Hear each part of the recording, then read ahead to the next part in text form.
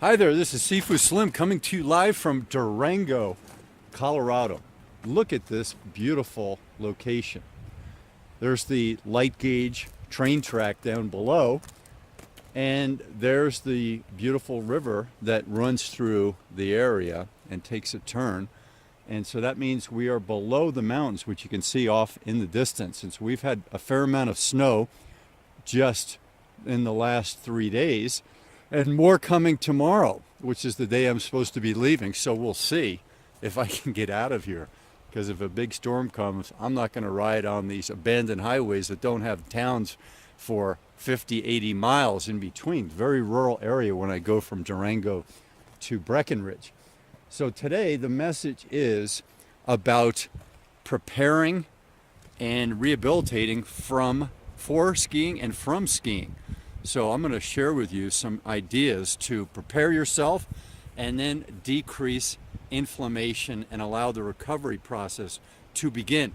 Who wants to be laid up when they've spent that time and energy and money to come out and enjoy the ski season? So first thing you do is you get in shape. Why not stay in shape year round? But if you didn't stay in shape year round, at least do it for a few months before you come out here. Here's your lovely yoga mat, and this is one that fits me. I'm almost 6'3", and this is a nice consistency, and you can buy these for not very much, sometimes under $25, and maybe even at a thrift store you can find them, because sometimes people buy them and don't use them. And there's my elastic band. For some of my hip exercises I use this, and it's also good for stretching. And this is a really strong one. This isn't the wimpy one. This is one that's really strong. I mean, 2 Arnold Schwarzeneggers could pull on this, and this thing would have a good chance of being resilient to that pull. So get in shape beforehand. And this summer, when I was living in Germany, lots of running up and down stairs in this building where I lived, which had 17 floors. So that was awesome. So running up is good. Running down is the ski action, because you're coming down that mountain and you're landing. You're popping and landing, you're smooth, you're stopping. All those things put that downward pressure on the legs and on the back, etc. And so my thighs from yesterday, even though I'm really fit at age 56, I feel it the day after. So today I'm going to take a day off from skiing. Why not? Why would I want to go up there and not do well? Because yesterday at the midday when I skied from 8 to 12 and went pretty hard on it, smooth but hard, had 1 wipeout, so that's pretty good when I'm going hard. For me, only 1 wipeout. The answer is to take the day off the next day, allow your body to recuperate.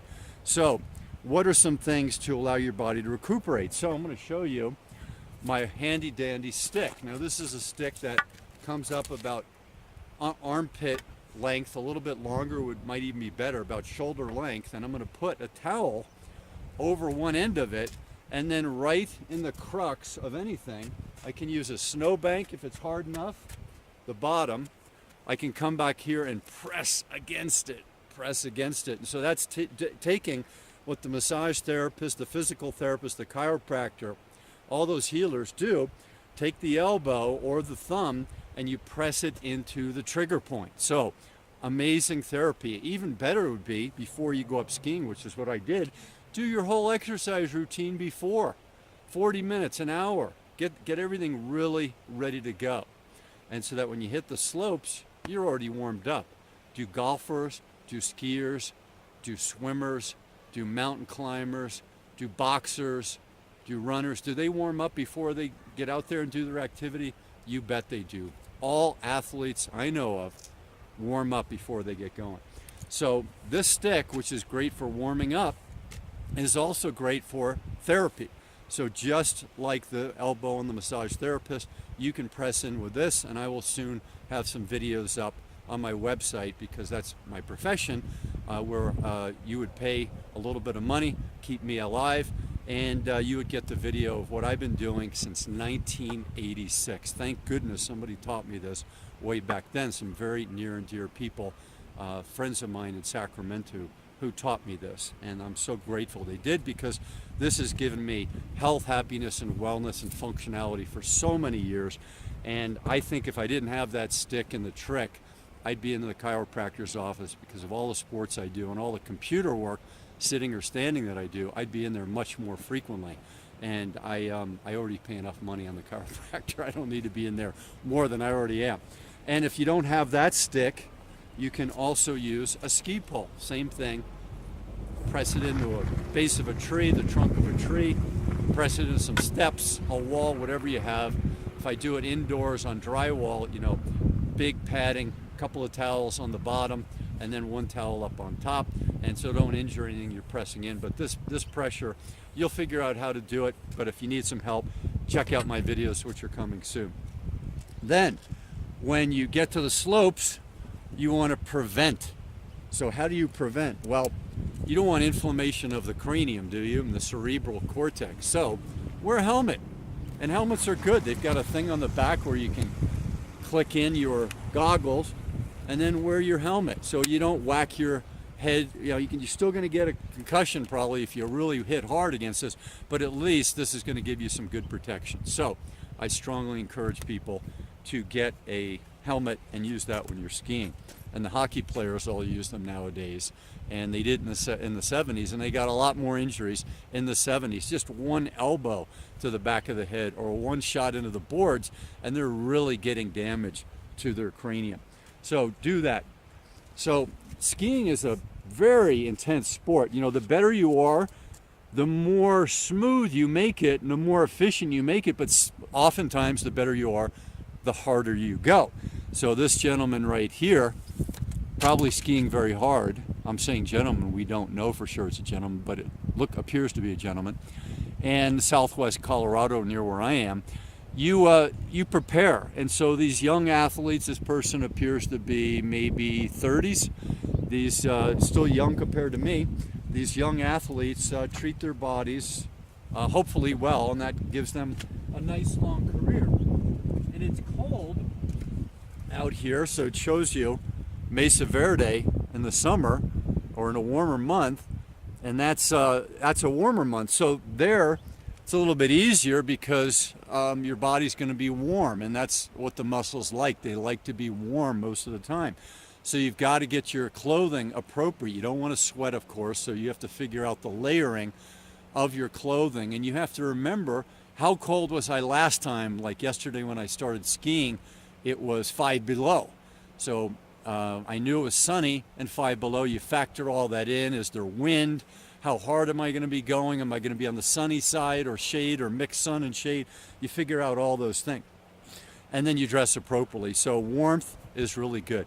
Now, the day after and the day of, another great thing to do is take a bath in Epsom salts. You can't beat. I mean, the price, when my grandmother took these, probably starting back in the 1920s, or even before. I think he was born in 1904 and 1906, two different grandmothers. You know, maybe when they were a kid, their parents broke out the Epsom salts bath. So the price, I don't know how much it cost way back in the 1920s, a nickel for a bag of this or 10 cents. But now it's only $6 at CVS, and so there's the CVS Epsom salts, and it initiates the uptake of magnesium sulfate into our system. You can see on the label magnesium sulfate. So you don't want to overdo this. So read this, watch a few YouTube videos on magnesium and Epsom salts bath. You do not want to take too much of this in your bath, and you don't want to do it too frequently. But based on your muscle and based on how your system's working, you'll probably figure it out. Use a little circumspection, use your noggin, and see how things go. Hydration. So I've got some herbal tea. I love jars. Jars you can, put hot water in, and there's no leaching. And I use this. This is the Dark Morello cherry jar from Trader Joe's. And in the bottom there, you can see some stuff floating around possibly. Can you see that? Can you see that? Can you see that? And I'll show you what I've got in there besides tea. I've got some cinnamon. You want Ceylon cinnamon, or Ceylon. This is Saigon cinnamon from Costco. It's not the same thing, but I'm using this and I'm getting good results from it. You also want to have some pepper in there. That helps the uptake into your system. So grind some pepper in there. And I've also got some turmeric in there. And here's my little handy dandy turmeric powder, that's a jar that a very dear friend made for me many moons ago, and I'm still rolling with that. And you can put in some ginger. You can put in some herbs, from cooking herbs from the kitchen. There's some parsley flakes. Bayonne, New Jersey. I'm from New Jersey. I just saw the back of this. Bayonne, New Jersey. Interesting. Historically a pretty rough area, Bayonne. Here's some oregano leaves. Herbs around the kitchen are fine. Here's some gingerbread chai. So I roll with all these things when I'm traveling around. And if you want a little glucose, some glycogen into your muscles, you can put a little honey in there. No problem with that. So there's some good things. Oh, here's some basil leaves. Put some of them in there. Here's some ground basil leaves.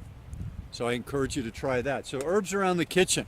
The more healthful you can purchase them, the better. Also into your stew or just as a drink, heat up some organic bone broth. Here's from Trader Joe's some organic bone broth. And your muscles even like this bone broth. Your whole system, not just your bones, will love this bone broth. So read up on that. Wonderful stuff.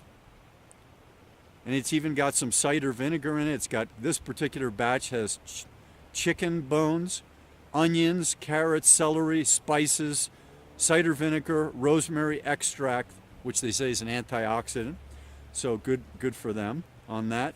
So good, Trader Joe's and Pacific Foods. There's Pacific Foods. Historically, as far as I know, a pretty good company, Pacific Foods. So if you find anything else about Pacific Foods I should know about, let me know by putting that in the comments.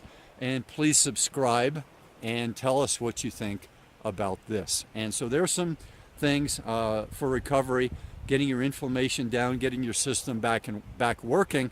And then the one other thing that is the number one thing for recovery of the body, bones and muscles and tendons and ligaments, the entire recovery of that physiology, especially the muscles.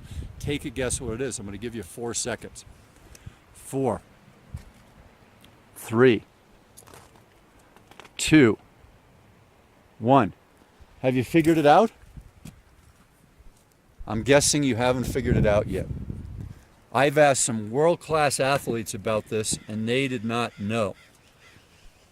Number one way to alleviate muscle fatigue and enable muscle recovery is, amazingly enough, to use the muscles. It's not rest. Rest is important in the healing process and the cellular rebuilding process, but it's not the number one. The number one is to get those muscles moving again. That doesn't mean to go out and do a bunch of squats really hard the next day, but you could